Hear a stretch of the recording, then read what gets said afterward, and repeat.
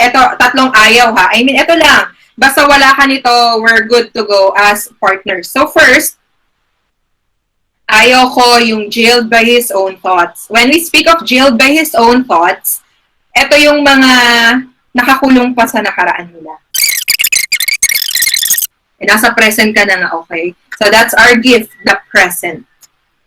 Ayoko din nung under of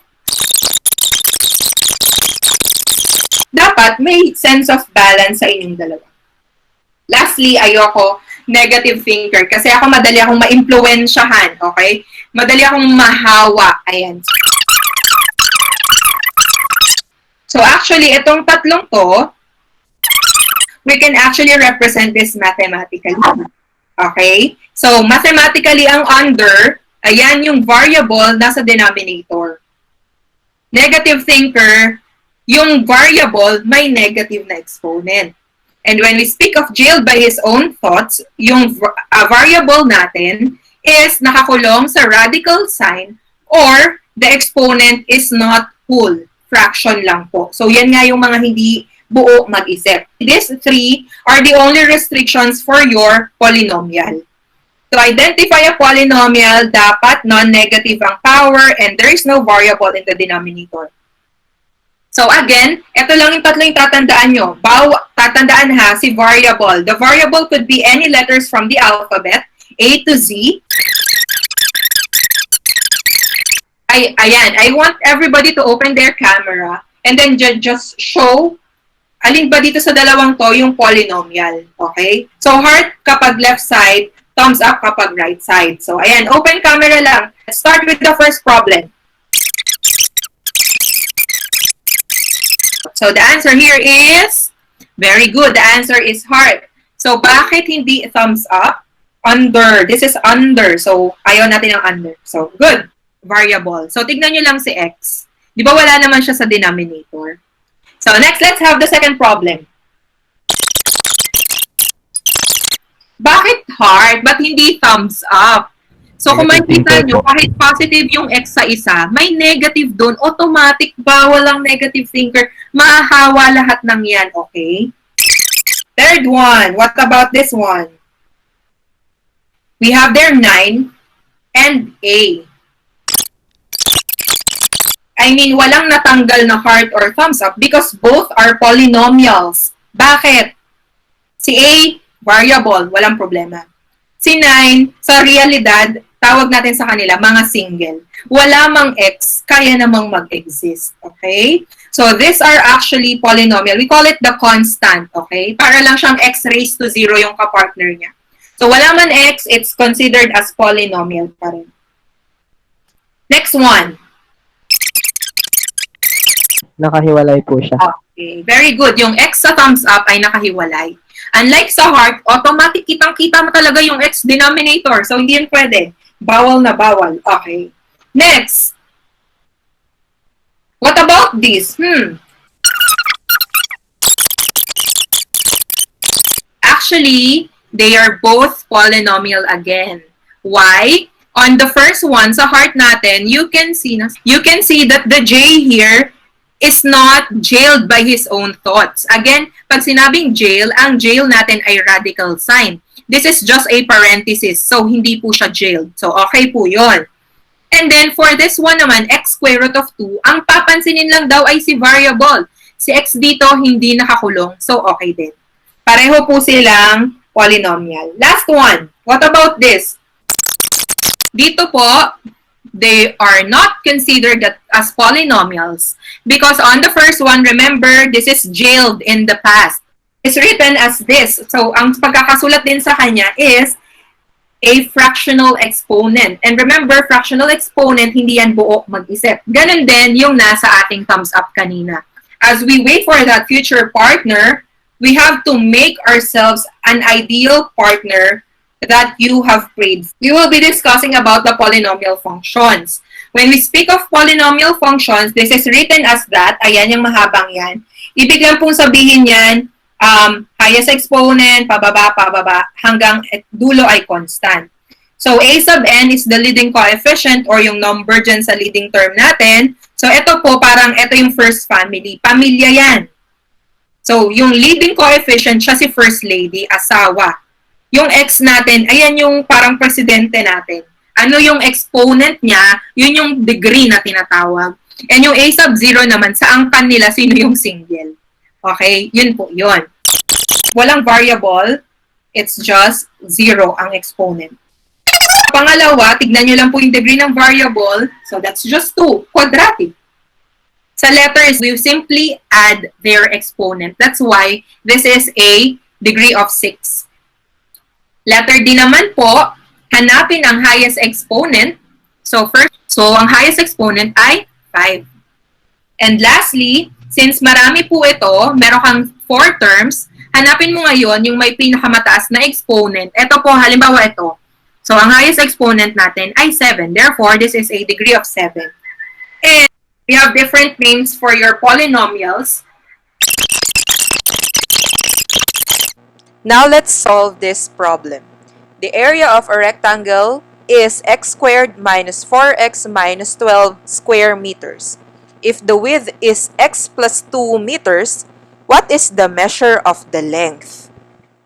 So for us to be able to get the length, remember that we have to get first the area, which is length times width. And we also know that we are looking for the length. Therefore, sa length po natin, kailangan ko i-divide si area by its width. Okay? So, i-divide mo ngayon. So, ibig sabihin, for this time, we will be dividing your polynomials. And how are we going to divide the polynomials? Actually, ang sabi dito, dividing a polynomial by another polynomial is similar to dividing whole numbers. Kung paano ka lang mag-divide ng whole numbers? It is advisable, however, that the polynomials are arranged in descending powers. So, mag-start ka sa highest exponent, pababa, pababa, pababa, pababa. To the problem of, di ba sabi doon, hala, nakalimutan ko yung problem. Sabi, divide x squared minus 4x minus 12. So, i-divide daw natin yan by x plus 2. Again, this is your area and this is your width. So, we are looking for the length. So, to get the length, we simply divide. Sabi kanina, this is just the same with division of your whole numbers. So, if it is the same, we'll just copy here x squared minus 4x minus 12. Copy lang. Next, since it's the same, so divided by x plus 2.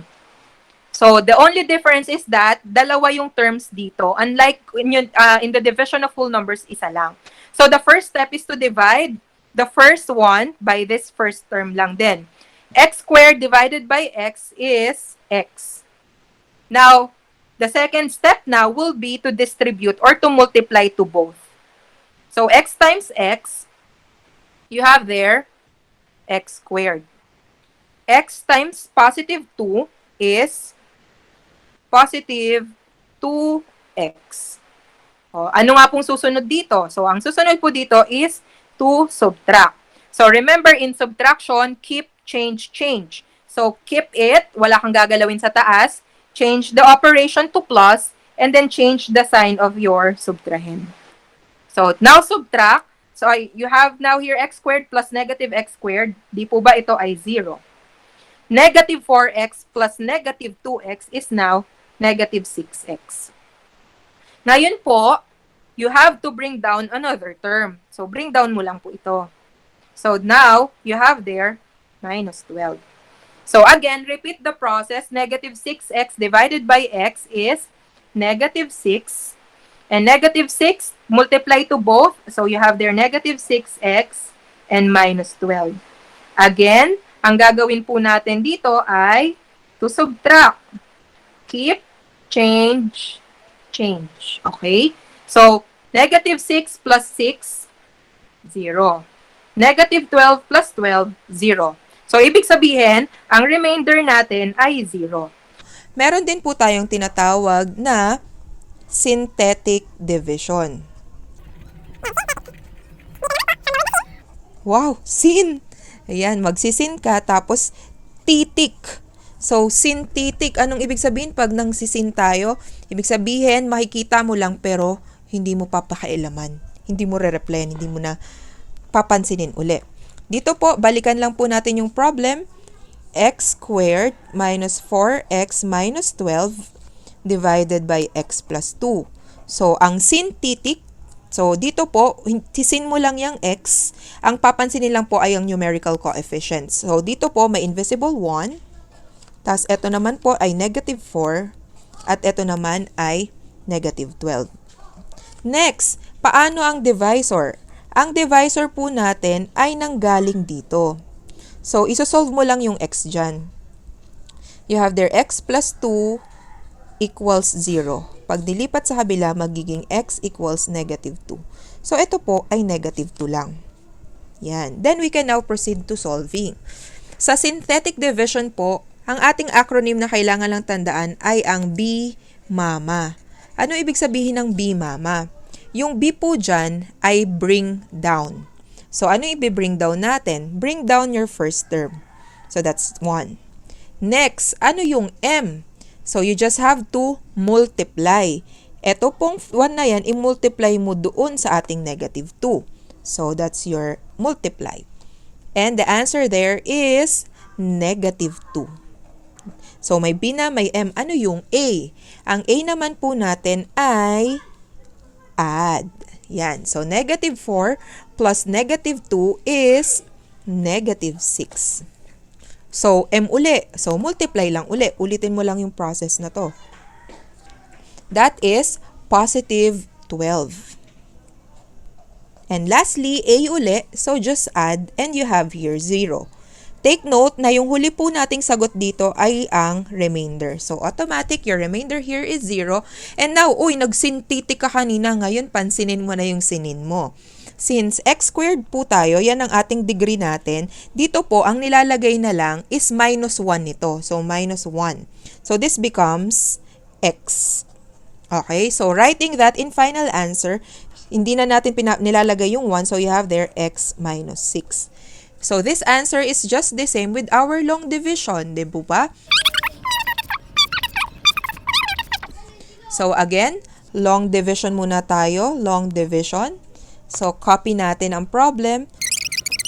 Pero pansinin nyo po, yung exponent ay 5, naging 3, naging 2, tapos constant agad. Kapag ka nagdi-divide ka, it is important to include yung mga missing terms natin. Paano siya i-include? So, dito maglagay ka lang ng plus 0x to the 4th. So, 5, 4, 3, 2. So, dito maglalagay lang ako ng 0x. Importante po yan para kapag nag-divide po tayo, hindi tayo malilito kung paano itatapat-tapat. Next, i-just put here x plus 2. Katulad po ng sabi natin kanina, first term lang lagi at saka first term din dito.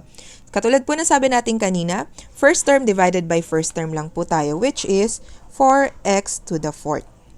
Next, sa multiplication naman po, meron din po ito. So, you have here 4x to the 5th, tsaka plus 8x to the 4th. Ayan. So, again, subtract. Paano uli mag-subtract? Keep the sign, change, and then change din po natin to. So, 4x to the 5th minus 4x to the 5th is 0. 0 plus negative 8x to the 4th is negative 8x to the 4th. Sunod po natin gagawin ay i-bring down yung next term, which is negative 8x cubed. Again, first term divided by first term is negative 8x cubed. Ayan. So, negative 8x cubed times x is negative 8x to the 4th. Negative 8x cubed times 2 is negative 16x cubed. Again, proceed to subtraction. So, we have here, keep, change, and change. And this is 0. Ito naman ay positive 8x cubed. Bring down natin ang next term. Yan. Ang next term natin ay plus 2x squared. So, 8x cubed divided by x is positive 8x squared. 8x squared times x is 8x cubed. 8x squared times 2 is plus 16x squared. And again, subtract. Keep, change, and change. And you have here 0 and negative 14x squared. Next, ano nang i-bring down natin? Uy, ayun, bring down mo yun. 0 plus 0x. So, negative 14x squared divided by x is negative 14x. Then, multiply, you have there negative 14x squared and negative 28. So, 28x. Yan. So, nakikita nyo po, kaya importante talaga na isinisingit natin yan so that we can easily spot, we can easily align our terms. Again, keep, change, and change. So, this is 0. This is 28x. Uy, last na. Hay, salamat. Last step. Bring down. That is plus 56. 28x divided by x is plus 28. 28 times x, 28x. 28 times 2 is 56. Subtract. Keep, change, and change. You have there, 0 na naman ang remainder natin. So, nakita nyo po, ang haba ng solution natin bago na solve. Now, try natin to gamit ang ating synthetic division. So, sa synthetic division, ulitin lang po natin ang... So, kopyahin po uli natin to, including the missing terms, divided by, ayan, ano yung divisor natin? So, x plus 2 equals 0, lipat sa kabila, uy, negative 2. So, put mo lang doon, negative 2. First, bring down. B, mama, don't forget, bring down. So, 4. 4 times negative 2 is negative 8. Then, sunod ay add negative 8. Then, mama, m uli, multiply. So, this is, don't forget, this is negative. Ayan yung sign natin. Then, 4, 0, negative, positive. Yan. Importante yung sign kasi baka mamali tayo. So, negative 8 times 2, negative 8 times negative 2 is positive 16. Negative 8 plus 16 is 8. 8 times negative 2 is negative 16. So, this is negative 14. Negative 14 times 2 is positive 28. Positive 28 yan, no? 28 plus 0 is 28. 28 times negative 2, negative 56. And charan! Your R is equal to 0. O ngayon, singitan na natin ng ating variable x na sinin natin kanina. So, dahil fifth yon, this becomes x raised to 4, x cubed, x squared, and x. Just don't forget this is positive. So, compare mo ngayon yung sagot. Pareho ba? Take note, i-inspect nyo muna yung exponents, 3, 2, 1, constant. So, good to go. Pwede na tayo mag-divide. So, sa synthetic, isin natin ang x. So, you have there 2. Again, you have there x minus 4 equals 0. So, pag nilipat, magiging positive. So, you have there 4. And now, let's proceed to our B mama.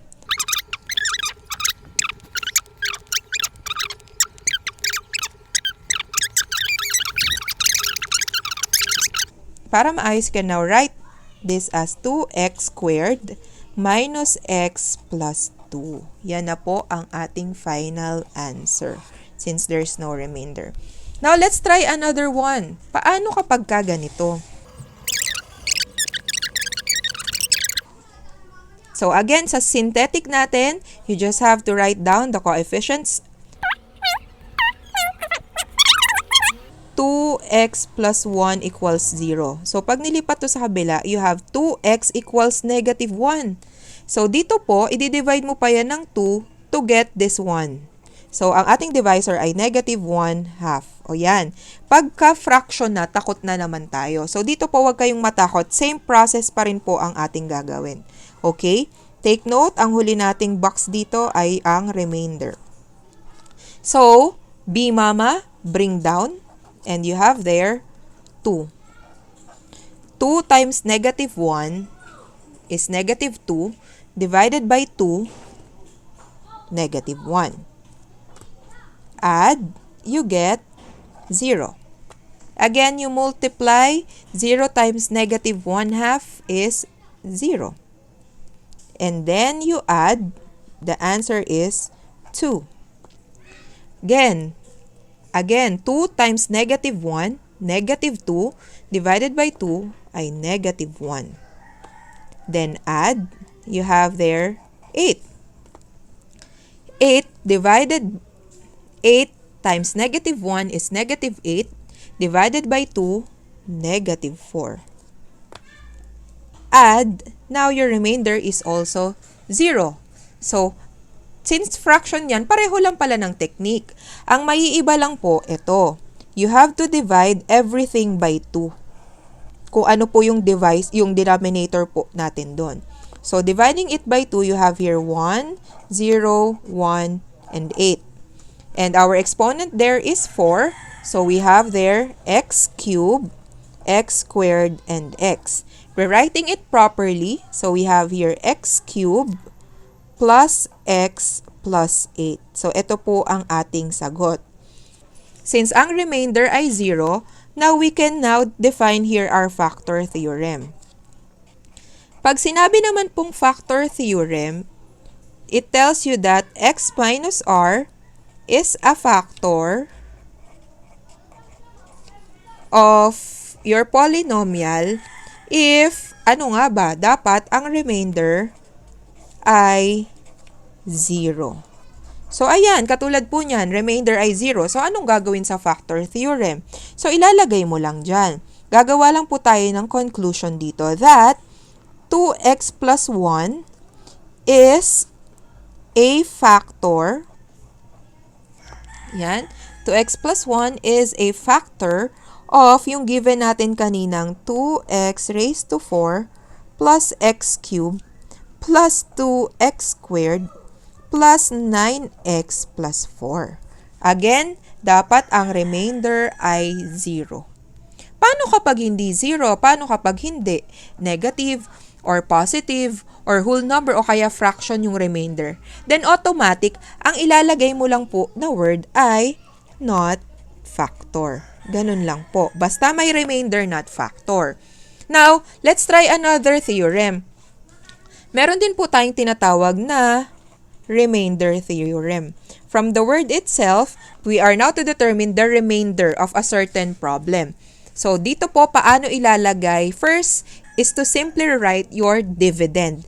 Ilalagay mo lang siya as p of x is equal to, copy mo na po lahat. So, that's x. Balikan po natin ang problem na yan. So, ika-copy lang po natin. So, this gives us. So, paano po yung magre-remainder theorem? So, yung x po natin dito is yung value po ng ating divisor doon. Remember, nag-x plus 1, 2x plus 1 equals 0 ka. So, itong sinolve natin, lumabas dito negative 1/2. Papalitan mo lang ng negative 1/2 lahat ng x. Tapos, isosolve mo. Dapat pareho ng remainder na lalabas. So, in this case, so solving, negative 1/2 times negative 1/2 is positive 1/4 times negative 1/2, negative 1/8 times negative 1/2, 1/16.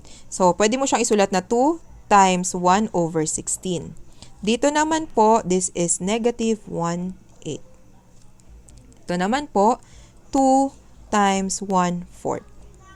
Ito naman po, numerator, denominator, so that's minus 9 halves and plus 4. Yan. Dito, hindi ko pa minultiply because remember, we can simplify this. Divide it both by 2, so that's 1 and this is 8. So this is 1, this is 2. Yun lang. So, solving again, we have here 1/8 minus 1/8. 0 agad to. 0 na yan. Next, plus 1/2 minus 9 halves plus 4. Ano po yung 1 half minus 9 halves? Di po ba ito ay negative 8 over 2? And then copy 4 plus 4.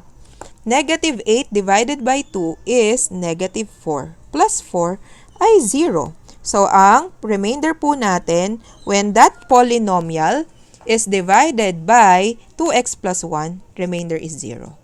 So, katulad lang din po yan nung nag-synthetic tayo kanina, remainder is 0. Pwede mong gamitin to get your remainder. Pwede rin pala yung evaluating or yung pagsasubstitute natin ng values. So, synthetic division ulit tayo. You have there 2, negative 1, 6, and 3. Wala naman pong nawawala sa ating exponent.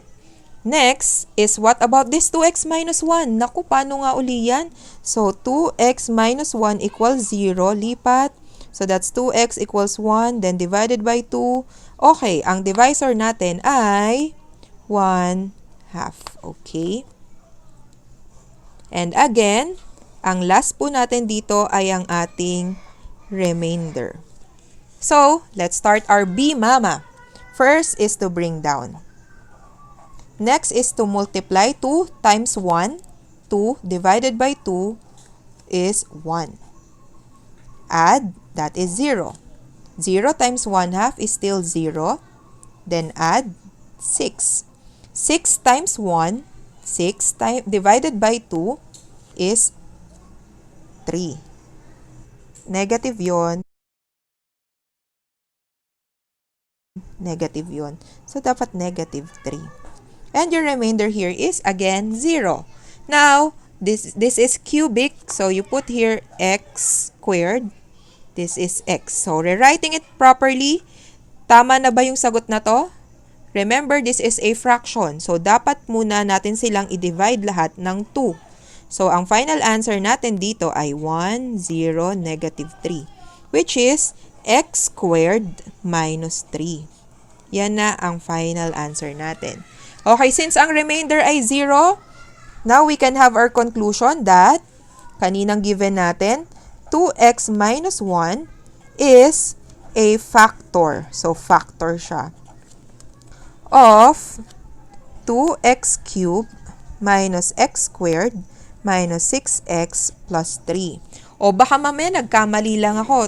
Gagamitan ko ngayon ng ating remainder theorem. So, sa remainder theorem, kokopyahin ko lang p of x is equal to 2x cubed minus x squared minus 6x plus 3. Tapos, ang x ko daw pala ay positive 1 half. So, 1 half na po. So, substitute natin 2 times 1 half cube minus 1 half squared minus 6 times 1 half plus 3. Solving. So, 2 times 1 half, 1 half, 1 half is 1/8.